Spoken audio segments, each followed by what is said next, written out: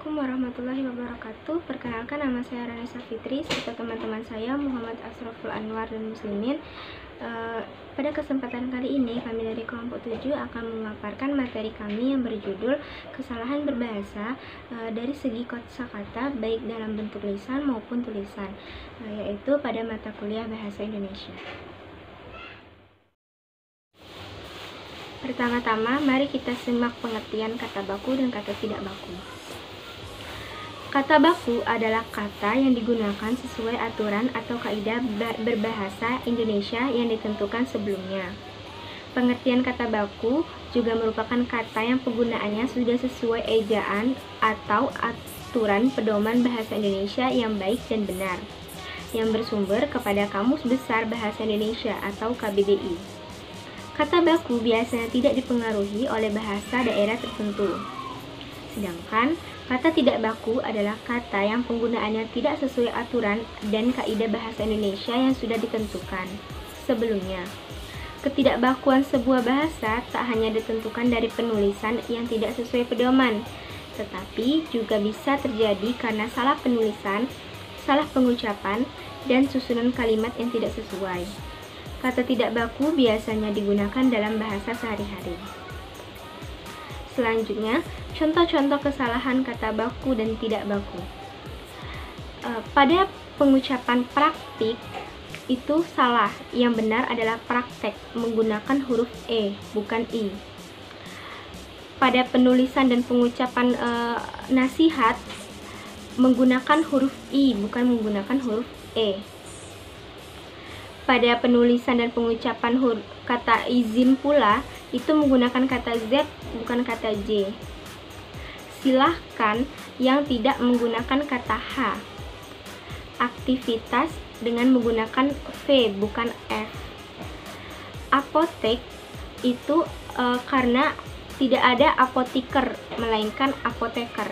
Jadi yang benar itu adalah menggunakan huruf E. Apotek.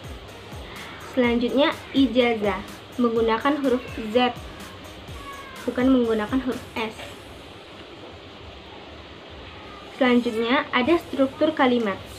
Kalimat adalah satuan bahasa yang terbentuk atas gabungan kata dengan kata, gabungan kata dengan frasa, atau gabungan frasa dengan frasa yang minimal mengandung satu subjek dan predikat.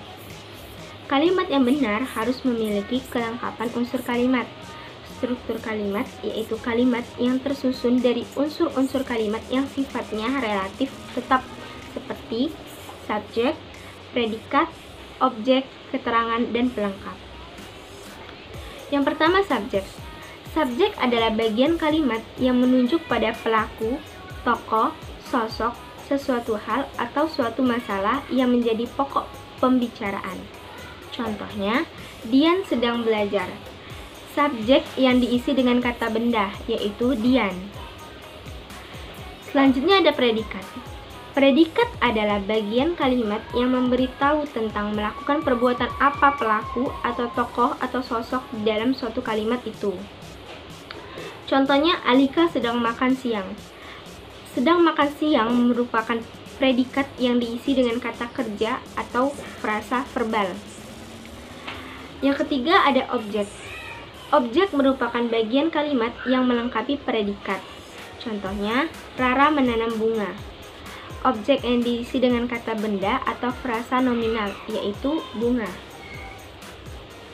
Yang keempat ada pelengkap. Pelengkap atau komplement adalah bagian kalimat yang melengkapi predikat. Posisi ini juga bisa ditempati oleh objek. Dan jenis kata yang mengisi pelengkap dan objek juga bisa sama, yaitu nominal atau frasa nominal. Akan tetapi, yang membedakan pelengkap dan objek adalah jenis pengisiannya. Pelengkap bisa diisi oleh adjektiva, frasa adjektif, frasa verbal, dan frasa preposisi. Contohnya, Sabira suka makan bakso. Pelengkap yang diisi frasa verbal, yaitu makan bakso. Terakhir ada keterangan. Keterangan adalah bagian kalimat yang menerangkan pelengkap dan klausa dalam sebuah kalimat. Keterangan terbagi menjadi beberapa jenis, yaitu keterangan waktu, tempat, cara, alat, alasan, atau sebab tujuan, dan penyertaan. Jenis-jenis kalimat. Jenis-jenis kalimat terbagi menjadi 3. Yang pertama itu berdasarkan pengucapan, berdasarkan struktur gramatikal, dan berdasarkan fungsinya. Kalimat berdasarkan pengucapan terbagi menjadi 2. Yang pertama itu kalimat langsung dan kalimat tidak langsung. Kalimat langsung merupakan kalimat yang disampaikan sesuai apa yang disampaikan oleh pihak ketiga, yang biasanya ditandai oleh tanda petik. Sedangkan kalimat yang tidak langsung merupakan kalimat yang menceritakan kembali ucapan dari pihak ketiga yang kemudian dirubah menjadi kalimat berita. Kalimat berdasarkan struktur gramatikal terbagi menjadi 2. Yang pertama itu kalimat tunggal dan kalimat majemuk. Kalimat tunggal merupakan kalimat yang terdiri dari satu subjek dan satu predikat. Sedangkan kalimat majemuk merupakan kalimat yang mempunyai dua pola atau lebih yang terdiri dari induk kalimat dan anak kalimat. Kalimat berdasarkan fungsinya terbagi menjadi 4. Yang pertama itu kalimat berita. Kalimat berita merupakan kalimat yang biasanya bersifat bebas, boleh langsung ataupun tidak langsung, yang diakhiri dengan tanda titik. Yang kedua itu kalimat tanya. Kalimat tanya merupakan kalimat yang dipakai untuk memperoleh suatu informasi, yang ciri-ciri kalimatnya ditandai dengan tanda seru. Yang ketiga kalimat perintah. Kalimat perintah merupakan kalimat yang dipakai untuk menyuruh dan melarang orang berbuat sesuatu. Biasanya kalimat ini ditandai dengan titik di akhir atau ditandai dengan tanda seru. Yang selanjutnya yakni kalimat seru. Kalimat seru yaitu kalimat yang dipakai untuk mengungkapkan perasaan emosi yang kuat, termasuk kejadian yang tiba-tiba dan memerlukan reaksi spontan. Kesalahan-kesalahan dalam kalimat. 1. Kalimat kontaminasi. Kalimat kontaminasi atau kalimat rancu adalah kalimat yang kacau susunannya, namun kekacauan susunan kata dalam kalimat itu sifatnya khas. Contohnya, dalam perutnya mengandung racun, salah. Yang benar, dalam perutnya terkandung racun. Selanjutnya yang kedua, ketidakpuasan unsur subjek dan predikat, yaitu pada sebagian kalimat yang tidak jelas untuk subjek dan tidak memiliki unsur predikat akan membuat ketidakefektifan dan hanya memiliki unsur lain seperti objek, keterangan, dan pelengkap. Contohnya, ayah ke kantor jam 7 pagi, tidak ada unsur pelengkap. Ayah pergi ke kantor jam 7 pagi, ada unsur pelengkap.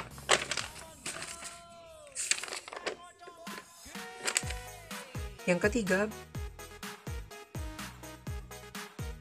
gejala pleonasme, yaitu penggunaan unsur kata atau bahasa yang berlebihan. Contohnya, para tamu-tamu mulai datang ke pesta itu, salah. Yang benar, para tamu mulai datang ke pesta itu. Selanjutnya, yang keempat, penggunaan kata yang salah.